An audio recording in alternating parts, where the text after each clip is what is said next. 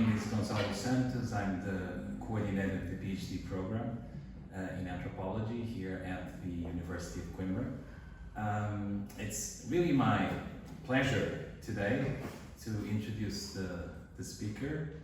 I think a distinguished figure in the social sciences and in world systems theory, professor of sociology at the University of Texas in El Paso, formerly professor also at the University of Wisconsin, Queen's University Belfast, State University of New York, and of course author of numerous award-winning books. Probably some of you have read his book on the Irish hunger striker, Bobby Sands, Nothing But an Unfinished Song, Bobby Sands, the Irish hunger striker who ignited a generation, and also a book written with Andres Kurbasic, who is also a visiting scholar here at CIR, the Research Center for Anthropology and Health here at the University of Coimbra, Living at the Edges of Capitalism, Adventures in Exile and Mutual Aid.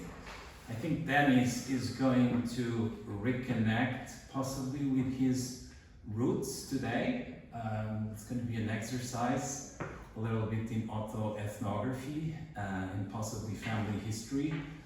He's going to be talking to us about the history of colonialism, Russian and American colonialism in Alaska. Also, not just as a professor of sociology, but also as a member of the Kawa-Langing tribe of Unalaska. So, Denis, welcome to Coimbra. Thank you very much. Yeah. Thank you very much, Gonzalo. I appreciate all of the welcome we've had here in Coimbra and the good time we've spent already. And this will, I guess, cap off the visit. Before I start, I just want to remember that the first time I came here was in the 1990s, and I was doing a visiting sort of time at SESH, and at the invitation of Boaventura de Sousa Santos. And saw him yesterday. We had a nice time, and it just reminded me how lucky this university is to have such a representative sort of worldwide in your presence. What I'm doing today is a little bit different from what I was doing then. Then I was at Belfast as a scholar or professor at the Queen's University in Belfast. And I was doing work mostly on the Irish economy. So this is quite a far way away from the Irish economy by way of work that I've done in the meantime on prisons. Today I'm going to be talking about, as Gonzalo said, something which has a direct connection to myself, because under COVID, I kind of re-established a connection online, as one did under COVID, to research about some of my ancestors who come from the Inungak people, who are people from the Aleutian Islands of Alaska, of the state of Alaska. And in particular, here's a little map of that island. In particular, I want to be talking about a couple of places. One is this island, where are we? Just here, on Alaska, which is where most of the people that I'll be talking about today come from. But the main place that we'll be talking about is two tiny islands out in the middle of the Bering Sea, which were enslaved. Indigenous people from Alaska were taken by the Russians to kill and skin tens and hundreds of thousands of fur seals. It is the place where northern fur seals go to propagate during the summertime, so from about May until October.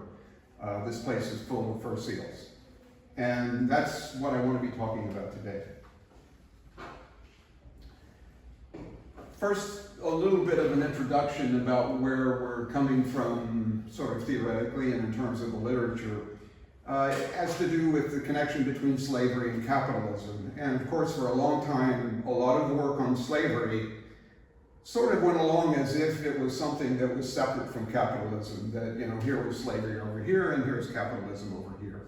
But I think some very important pieces of work have tried to show that they are part of the same thing, part of the same system.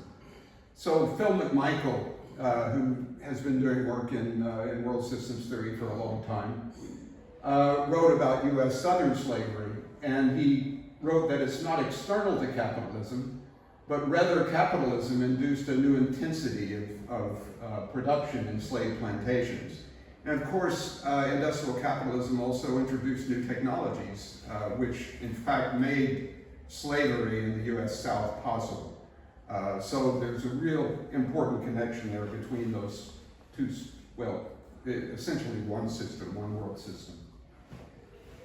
There's another interesting literature that Dale Tomich, who was at, recently died, but is at State University of New York at Binghamton.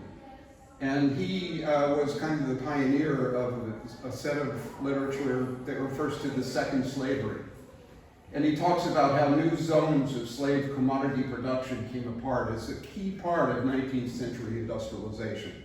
One of the places that he talks about a lot is Cuba, the island of Cuba, and the way in which industrialization led to the mechanization, the intensification of slave production on the island of Cuba. And he compares that to some other islands and talks about the ways in which the global capitalist system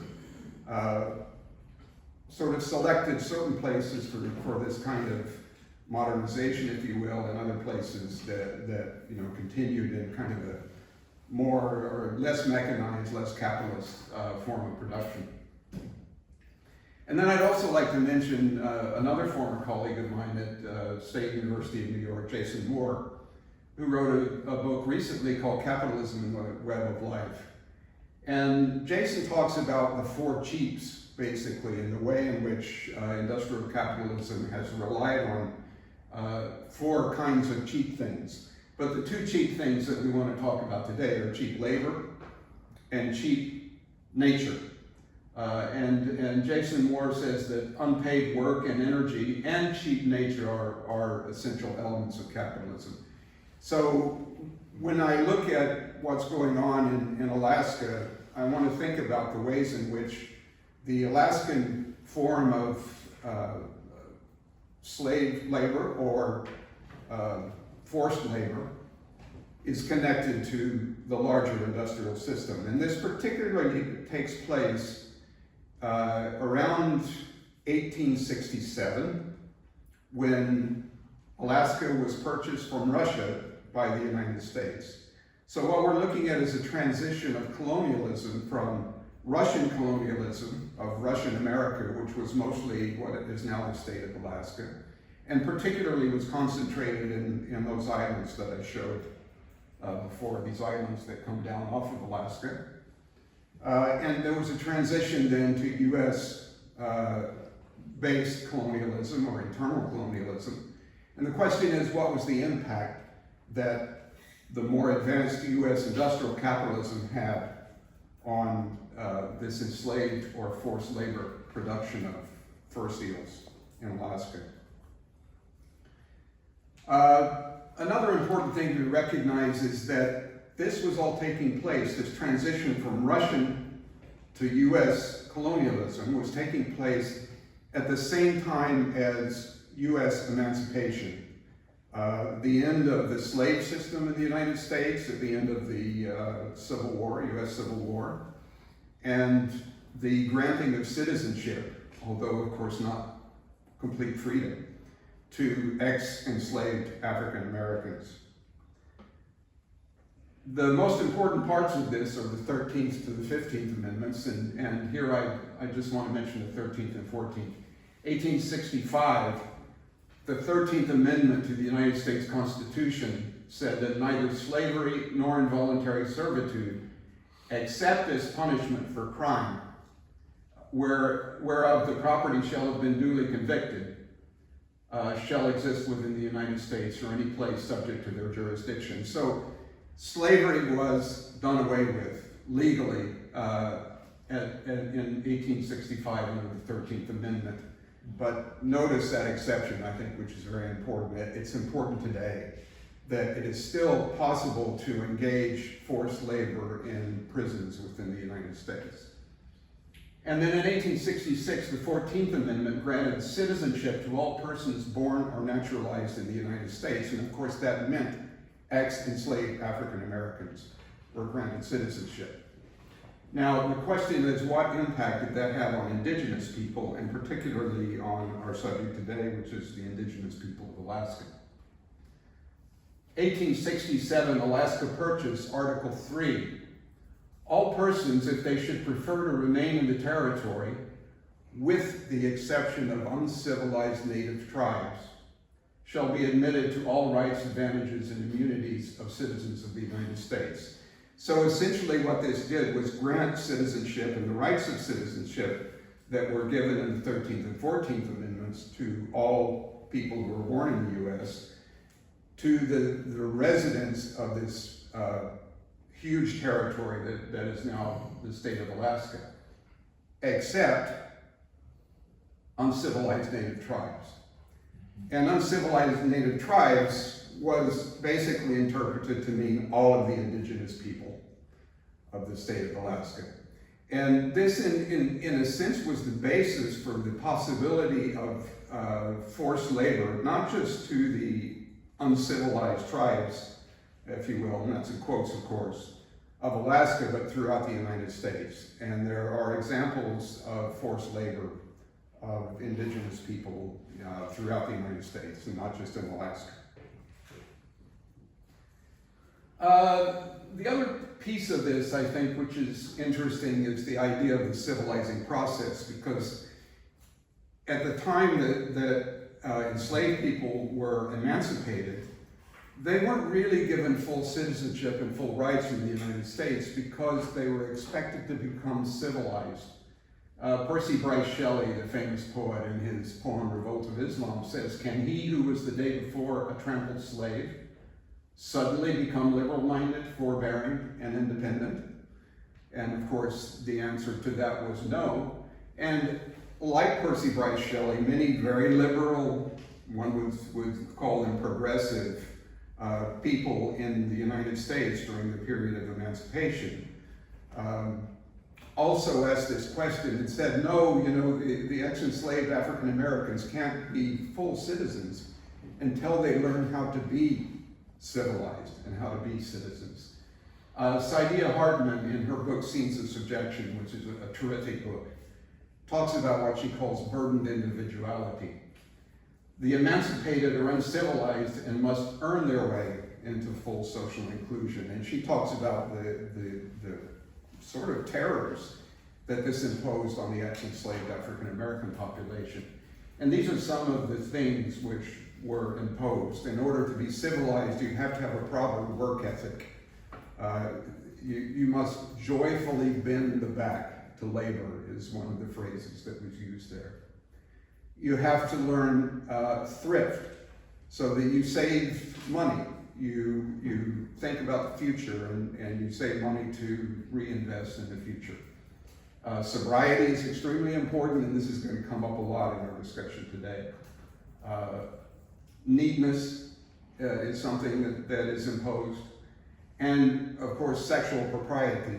Now, the interesting thing about this is that on all of these counts, indigenous ways of life and indigenous lifeways are not the same as so-called civilized lifeways, and this is imposing on indigenous people changes that in many ways are in conflict with their own ways and modes of life. So this is the island of St. Paul that I want to talk about today, or Tamahamik, in the Anamutunu language of the people of the island. And those black areas, there's one here, one up there, one way up on the top right-hand corner, that you see on that map are the places where the seals go. They come at the end of May after the ice has left, because this is essentially an Arctic territory. And then they breed, and then they leave. But the seals that the Russians first, and then the Americans, or the US, were most interested in were what were called bachelor seals. They were young male seals from the ages of 3 to 5 who were not yet bull seals and were not yet propagating. So they weren't father seals. They were still bachelors, as they were called. And they would sort of congregate on beaches around the island, because the rookeries are in rocky areas, and I'll show one in a picture in a minute. And the big bull seals wouldn't let these younger seals onto those until they became fully mature and became bull seals at the ages of around 6 or 7 years. So they come every year in May. They leave and go down the Pacific coast, and then come back in May of the following year. This is a little bit misleading, because there's a lot fewer seals now by the time this picture was taken than there were at the time we're talking about, in the 1860s, 1870s, 1880s, where the beaches would have been just absolutely black with young fur seals. The process, let me talk a little bit about the process whereby this work is done, because this is very important, and it is a reason why there's a connection, I think, between the labor process of forced labor that was done first by the Russians and then the US, and extreme trauma that was imposed on the indigenous people who were forced to do this work. They would get up, and in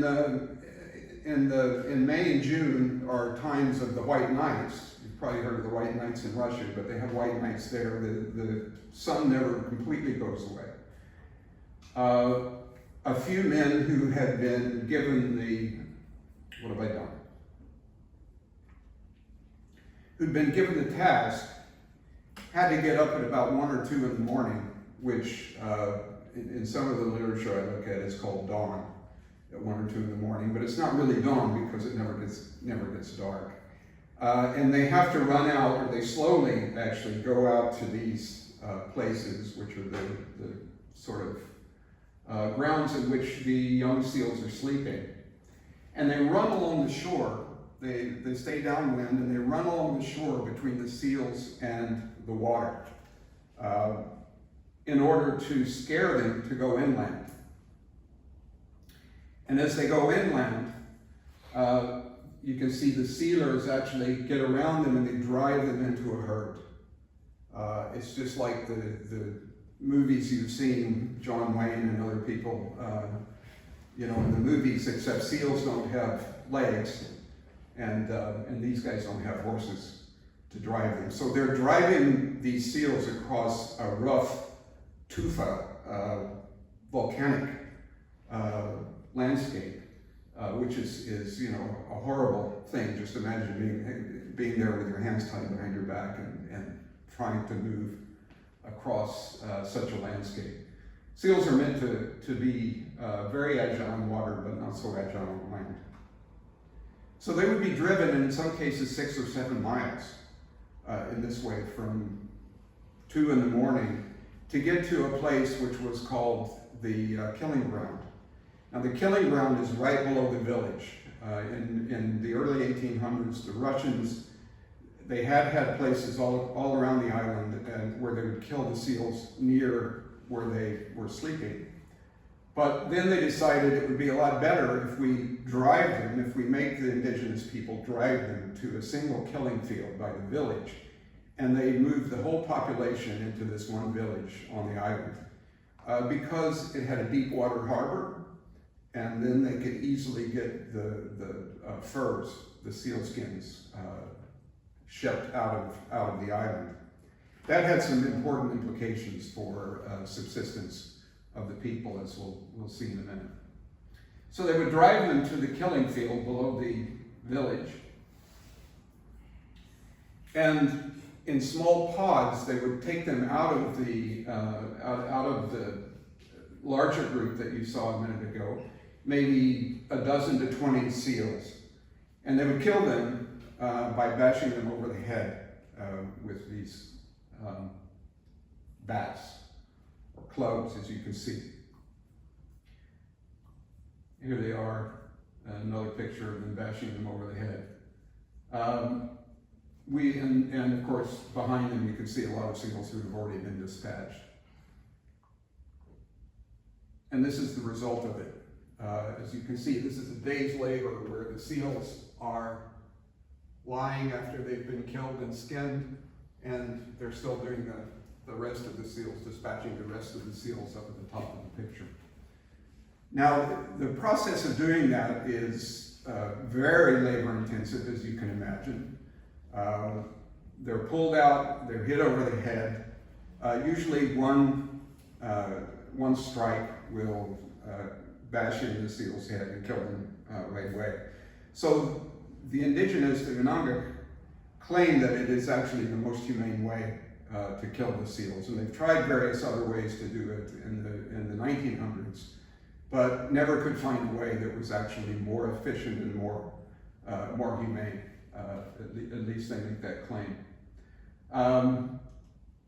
After that, they're turned over to the skinners, who would cut around the head, around the flippers, and then take the seal like this in their arm, and they would,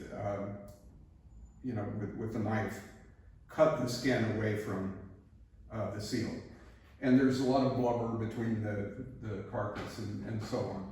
Now, they would do thousands of those in a day. We're talking about a workforce of 70 men and young boys who would kill and skin thousands of seals in a given day. So this is a tremendous amount of very, very hard labor. But the other piece of it, as you can imagine, I'll show you some pictures of seals in a minute, that will break your heart, because they're very,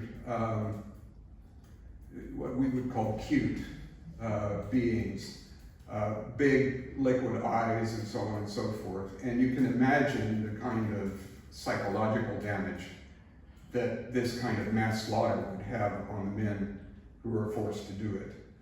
So that's a big and important part of the picture. It's not just the labor that's involved, but it's also just a horrific process and trauma that they face by doing this kind of mass slaughter and mass killing over a period of time.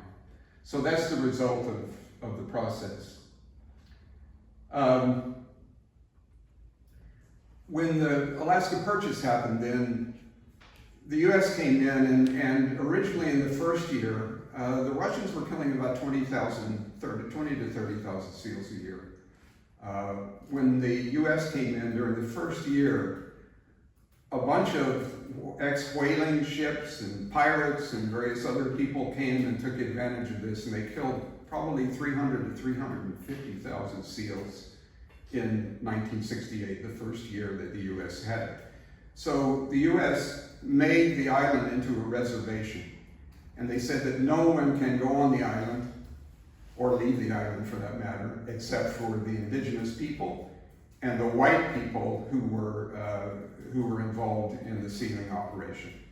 Now, this became very important to the United States government, because when they bought Alaska for $7.8 million, I think was the price.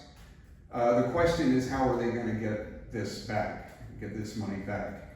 And the main way that they were able to make Alaska into a profitable venture was by killing, skinning, and selling seal furs throughout the world as a luxury product, basically, that especially rich people could wear to dinner parties, the opera, and so on and so forth. Under the Russians, most of the furs were sent to China, where they were put on the Chinese market. And then after the US came in, they were mostly sent to London. And they were then sold on European markets and on the US market. So the US then turned this into what they called a reservation. I'm sure you've heard that word before because indigenous areas are generally called reservations. And a reservation means that the US government is able to maintain and regulate what goes on in that area.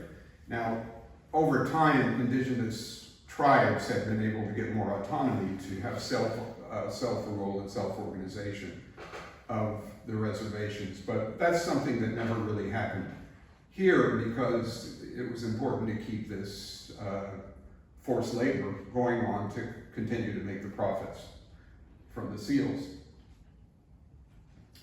So throughout the killing season of 1871, the company identified a series of things that they wanted to change, and I should go back and say that through a series of very corrupt operations, a single company was given a monopoly to kill the seals. So here we had, a few white people who were connected to the fur business back in the US and in England as well, who were allowed to go onto the island, organize the labor, take all of the furs and take the profits from the fur killing that was going on. Now, being the US and being a more advanced industrial power than Russia, the important thing that was identified right away was we have to do this more efficiently than it's been done. Not only more efficiently, but more intensively. So we need to make more profit, and we need to figure out a way to do this in a more efficient way. So one thing they decided to do was reduce the length of the killing season. Under Russia, the killing season basically went from the beginning of June through October. So what is that? June, July, August, September, October, 5 months. They decided to reduce the length of the killing season to 2 months. Now, this is partly for the sake of efficiency, but it's also because, unlike the Russians, the US administrators didn't want to be there. It's cold, it's lonely, it's really not a nice place to be on these islands over the winter time. And at that time, there was no communication, very little transport back and forth, and it iced up during the winter, so you were left there. And the US administrators, which meant agents of the US Treasury who were taxing the seal carcasses, and agents of the company that was given the monopoly to kill seals, didn't want to have to stay there over the winter. And if they could reduce the killing season to June, July, and August, they could leave by the end of August and go back to California, Boston, wherever they happened to come from. So that was the first change that they did, was to reduce the killing season to really a couple of months, and I'll give you some figures in a minute. In order to do this, they needed to institute a specialized division of labor into the process of skinning, of killing and skinning. So, whereas one man had basically taken the seal, stabbed it in the heart to make sure that it was dead, did the initial operation of cutting around the flippers and the neck, and then, while doing that, would take his other knife and slowly cut I say slowly, but it took less than 2 minutes to do this per seal. Cut the fur off of the seal carcass. Now they divided it up, so there were people who did the bringing of the pot out. Another group of people did the smashing over the head. Another group of people, and usually younger boys, did the sticking in the heart. There were others that did the cutting around the head and around the flippers, and then others did the skinning of the seal. So it was cut up into, I think one of the elders told me, who was involved in this operation when it was still a corporate operation, that there were 9 different parts of the process, whereas before there was maybe 3. And that was, basically the introduction of new efficient ways of doing things. But of course you can imagine that you know, when you're doing this one operation over and over and over, we know that the impact of that is an increase in the amount of trauma and alienation that's experienced by the laborer who's doing it. They imposed a minimum size on skins removed so that you know, they had to take more care to take certain kinds of seals out of the pod and make sure that they were the larger seals. And to kill 10,000 large seals is a lot harder than to kill 10,000 seals of different sizes, including some smaller seals. So again, that introduced more labor. And then they mechanized the process of moving the skins to the salt house. They would salt the skins, put them into piles in a salt house while they basically cured over time, and then they were shipped away on the ship. So once the skin was removed from the dead seal carcass, they brought in, first of all, oxen and horses and carts to move them, the carcasses, which meant there was more time for the indigenous workers to kill and skin more seals. And of course, introducing these changes required that the drives had to come under the supervision of company bosses, that is, white people, rather than the Unanga toyons or chiefs. Toyon was the word that was used for the chiefs. By the way, they were self-elected. They were elected by the population originally. For about 15 years after the U.S. took over, they still allowed the population to elect their chiefs, the toyons. And then once they found out that they didn't have enough control over the chiefs, they basically stepped in, and the chiefs were appointed by the white administrators rather than elected by the people. So that was another important change that was made during this period. Here we can see the number of fur seals that were killed from 1817 under Russian authority to 1878. And you can see where the Alaska Purchase is. It's in between the period of low killing here up to the period of high killing. Those last few years are what happened after the U.S. took over the islands.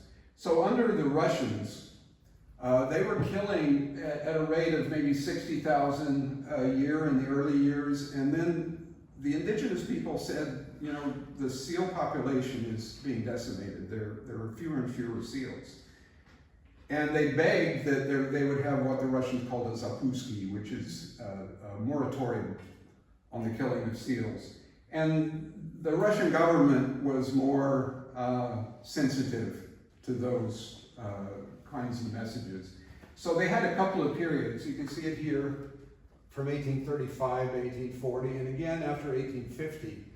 There were some years where the only seals that were killed were seals that were needed for subsistence, because the people ate the seal meat, or at least a small part of the seal meat that was killed. And that gives you an idea of what was necessary in terms of killing seals for subsistence for the people, for meat, which is down here at about 3,000 to 4,000 seals a year. And the number of seals which were killed, and basically the meat was wasted and left to rot on the killing field. And let me remind you, again, when you think about the trauma that this process caused, the killing field was right below the village, within sight and smell of the village. It takes 3 years for these carcasses to rot. And you can see when the Russians were killing over 100, or when the Americans, US, was killing over 100,000 seals. That was a lot of rotting carcasses that were left within the sight and smell of the village. So, you know, it wasn't just the men who were killing the seals that were sort of affected by the trauma of this whole process, but the whole village had to put up with that. I had some quotes, which I didn't bring today, from people who, when they first went in, and they just talk about the horror of going through the killing field and what it meant. And of course, the indigenous people are saying, well, you know, one guy came in during the winter And he said, I was just horrified that even though it was winter and the carcasses were freezing, the smell and the sight was horrific. And he said the indigenous people, natives as he called them, just laughed at me and they said, wait till May when, when the weather gets warmer and they start to thaw, then you'll really smell the thing. So this went on for a long, long time. That 100,000 carcasses being left, maybe 5,000 of them being eaten because the indigenous needed them for food, but the rest of them being left to rot on that thing. And here's an idea then of what happened in terms of the intensification of the killing season from 1873 to 1876. This is just, remember that the Alaska Purchase was 1867. The new killing regime under what was called the Alaska Commercial Company began in 1871. And by 1873, they had introduced this new intensified killing regime. And in 1873, 37 intensive days of killing, 10,780 seals on average killed per week. And again, this is 70 men and boys who are doing this. And we see through that until in the period of 3 years between 1873 and 1876, the number of days of intensive killing is almost cut in half, and the number of average seals killed per week is 17,201. And in fact, the treasury agent, the guy who kind of is essentially the governor of the island, brags about this great productivity that we've been able to get out of the natives and this kind of thing. So they see this as a really great process. But we'll talk a little bit about the impact of that in a second. There's a connection between so-called civilization, which is really modern industrial capitalist production, and trauma. I talked earlier about the work ethic, that one should joyfully bend their back. And that really comes into conflict with the idea of sobriety, because drunkenness reached a very high degree, and as the killing season went on, the Russians had taught the indigenous people how to make moonshine, by the way. So they made it out of anything they could find to make it. And the U.S. was trying to, take their sugar away, take anything they could make it away from them so that they couldn't make alcohol and get drunk. But of course, they found other ways to do it. And at one point, the U.S. started giving them condensed milk, and they figured out how to make alcohol out of condensed milk. I mean, there's no way to stop people, and particularly severely traumatized people, from finding a way out of the trauma. So this is a white person's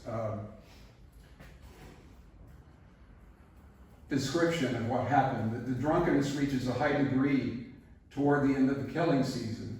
Then it dies down until Christmas, when it begins again and gets worse as the winter months advance.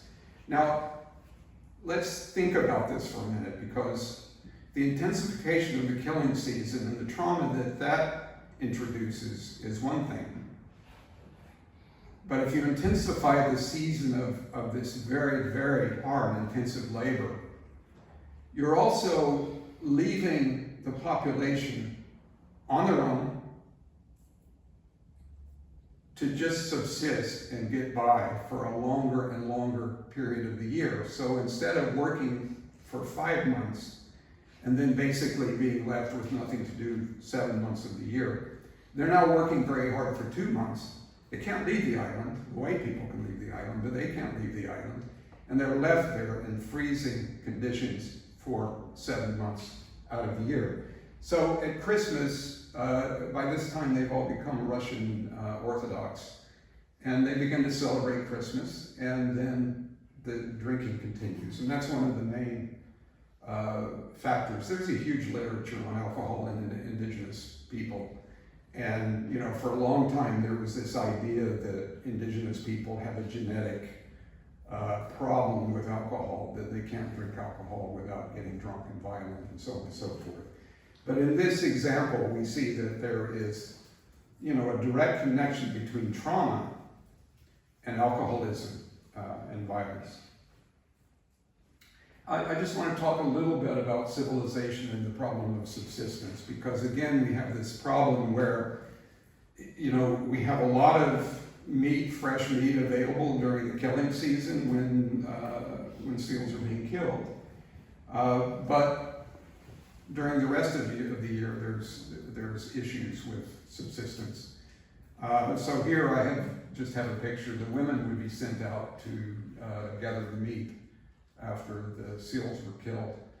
My great-grandmother was one of these women who was involved in this process. She was an orphan on this island during the very period that we're talking about. Etokia, I should give her name. And when I look at this picture, I think of Etokia. This is the picture I'm about to show you, because the women then were primary keepers of subsistence, and they were the ones who went out and gathered the meat and brought it in. And of course picked the freshest meat among all of those carcasses that were left on the ground. The other thing that happened was the women had to get fresh water, and children. So 12, 13, 14-year-old children are being sent out over a mile. We walked this with a heavy backpack on our backs to see what this would have been like, over a mile to the nearest freshwater lake, because when they made the single village, they said, let's put a village where we can get the skins onto the ships, but they didn't think about the need that the people had for fresh water. So this became the task of mostly young girls who had to go every day with these big casks and barrels on their back to go and get fresh water. And this was a daily chore of young girls to do that. And I imagine my great-grandmother, 8, 9, 12 years of age, being sent out day after day to bring back fresh water for the village. The other, probably most important form of subsistence was pup seals. These are pup seals on the rookery where they were born. And when the winter came in, the other seals left. They migrated southward. So the only food that was left, or one of the main form of food that was left, was pup seals. People are looking very sad back there, and I understand that. I have had it, and it is you've had veal, you've had, lamb. This is similar. I know. Look at this. This will make it even worse. Here's a couple. And I have talked to still during the winter. I mean, the indigenous do go out and kill pups, but only for subsistence. They don't kill seals anymore for their furs. They only kill seals for subsistence. So, we've been on seal drives where, they've gone and gotten seals and killed them and skinned them and watched that whole process take place. But it's now done for subsistence and not for luxury markets. But yeah, it does break your heart when you think about that. And they go out and they would, with a pup seal, you can just pick it up by the scruff of the neck and whack it, and that's dinner. And this will even break your heart more, because here's pup seal feeding from mother seal. Now, the reaction of the US government to that, because remember, they were trying to civilize these native people. They said the pup skins cannot be sold on any market. They're worthless. And therefore, it is morally indefensible to kill them when their furs are wasted. Now, I think I've never seen a more direct and succinct statement of the difference between indigenous culture and modern contemporary capitalist culture. if a seal is being killed to provide food, but you can't sell its fur on the market, that seal is wasted, it's immoral, and it's indefensible. If thousands of seals are left to rot on the ground, but you're able to sell their furs in markets, that's not indefensible, that's morally okay. And that's just an astonishing difference in the sort of ethics of capitalism versus indigenous ethics, which are based on subsistence. After a while then, this argument kind of won out, and the US imposed a ban on indigenous people killing pup seals for food. And instead of that, they introduced butter and lard. And one of the treasury agents, the head treasury agent, said, the lard seems to be very helpful and satisfactory. Can you imagine? I mean, that, you know, instead of having a nutritious meal, basically you're given a tub of lard and told, you know, eat this thing. It's satisfactory and it will keep you going. It just kind of barely kept them going. So their main staple food was taken away from them as part of this industrial process. By the way, there was never any danger of the eating of pup seals endangering the seal population. Another form of subsistence was birds' eggs and birds. And this is the Pribylov Islands are basically one of the most fabulous places in the world. Birders go there all the time to see the birds. Murres, puffins, various kinds of puffins and those kinds of birds. And massive amounts of eggs. These are murre eggs. A murre is like a small penguin. And so they were able to go out and collect those. And they also shot ducks, other kinds of birds for food. But the treasury agent, the guy who ran it all, and the company got together and they decided, well, we've got to regulate this. The first thing they did was they took the guns away and they said, you can only go hunting if you come and get our permission to go hunt for birds. And sometimes permission was given and sometimes permission wasn't given. So that part of their subsistence was severely restricted. But the other thing that happened, and this one just really blew my mind. Do you have that phrase in Portuguese? Blew my mind? Anyway, the guy, the head treasury agent, white man from back east in the US, evangelical Protestant, said, we will have no shooting on the Sabbath. And he told the people that you can't go hunting on the Sabbath because that is the American way of life, is that on the Sabbath, which is God's day, you have to rest. And so that was another way of basically threatening indigenous subsistence. I'll just finish with this last quote, which is from an indigenous person. Now we get a real statement from below of the trauma and what happened. This was made some years later. He's talking about the 1950s and 60s when this was still going on. So this is 80 years later. But he says the men of the island worked brutalizing hours, killing seals for the federal government. Sometimes 17 hours a day during the 3 to 4 months of summer when the seals returned to the island. While they had a breakfast of pancakes, powdered eggs, and bacon, the rest of the day, the workers had meager rations to fuel their bodies. They only had coffee and a sandwich during lunch hour, and coffee and a sandwich after 5 p.m.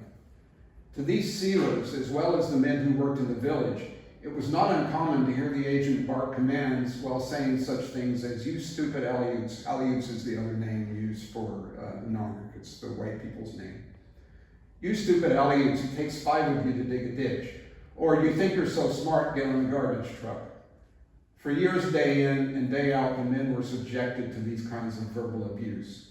The only time the men were left alone was on the weekend, when they perhaps let off steam from the indignities they suffered by drinking piva. Pivo is the Russian word for beer, by the way. So by drinking piva, a homemade brew that they made in 50-gallon barrels. The brew is mixed with raisins, sugar, fruit, and potatoes. It was awful stuff, but the men, joined by their wives, would drink to a stupor every weekend. Except for just a few families, the entire village of adults would be drunk. The men frequently got into fist fights, and I remember once seeing my Uncle Eddie, aka Iliador, on the floor after being knocked out by Tracy, a family friend. It was not a safe place for kids during these times, especially for girls. And again, I think of my orphan great-grandma growing up under these conditions where this intensified production and trauma was being imposed on the population with these kind of horrific results. The people, by the way, didn't become citizens or get to vote until the 1920s. And this sealing operation went on through the 1970s.